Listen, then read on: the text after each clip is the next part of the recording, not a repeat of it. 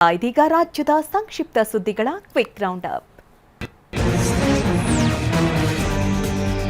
Bone marrow transplant ಅಂದ್ರೆ ಮೂಳೆಯ ಅಸ್ಥಿಮಜ್ಜೆ ತೊಂದರೆಯಿಂದ ಬಳಲುತ್ತಿರುವ ಮಗನನ್ನ ಉಳಿಸಿಕೊಳ್ಳಲು ಹುಬ್ಬಳ್ಳಿ ಕಿಮ್ಸ್ನಲ್ಲಿ ತಾಯಿ ಪರದಾಡ್ತಿದ್ದಾಳೆ. ಬೆಳಗಾವಿಯ ಸವದತ್ತಿ ಮೂಲದ ಸುನೀತಾ ಅವರ 11 ವರ್ಷದ ಮಗ ಸಾಗರ್ ಬೋನ್ ಮ್ಯಾರೋಗೆ ತುತ್ತಾಗಿದ್ದಾನೆ. ಚಿಕಿತ್ಸೆಗೆ ಸುಮಾರು 20 ರಿಂದ 25 ಲಕ್ಷ ರೂಪಾಯಿ ಹಣ ಬೇಕಾಗಿದ್ದು, ಹಣ ಹೊಂದಿಸಲು ತಾಯಿ ಪರದಾಡ್ತಿದ್ದಾರೆ.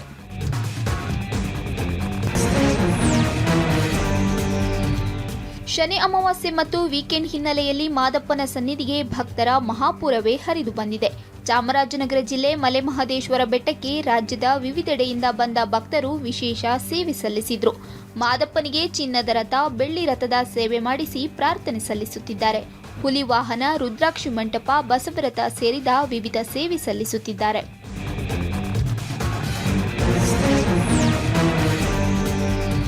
ವಿರೋಧದ ನಡುವೆ ತುಮಕೂರಿನ ರಿಂಗ್ ರೋಡ್ಗಾಗಿ ಭೂಸ್ವಾಧೀನ ಆದೇಶ ಹೊರಬಿದ್ದಿದ್ದು, ರೈತರು ಅಸಮಾಧಾನ ವ್ಯಕ್ತಪಡಿಸಿದ್ದಾರೆ. ಮೇ 19ರಂದು ತುಮಕೂರಿಗೆ ಸಿಎಂ ಸಿದ್ದರಾಮಯ್ಯ ಆಗಮಿಸುತ್ತಿದ್ದಾರೆ. ಅವರ ಜೊತೆ ಚರ್ಚೆಗೆ ಅವಕಾಶ ನೀಡುವಂತೆ ಸಮಿತಿ ಮನವಿ ಮಾಡಿದೆ. ರಾಷ್ಟ್ರೀಯ ಹೆದ್ದಾರಿ ಪ್ರಾಧಿಕಾರದ ಉದ್ದೇಶಿತ ಯೋಜನೆಗೆ 70% ಕೃಷಿ ಭೂಮಿ ಔಟರ್ ರಿಂಗ್ ರಸ್ತೆಗಾಗಿ ಭೂಸ್ವಾಧೀನಕ್ಕೆ ನಿರ್ಧರಿಸಲಾಗಿದೆ.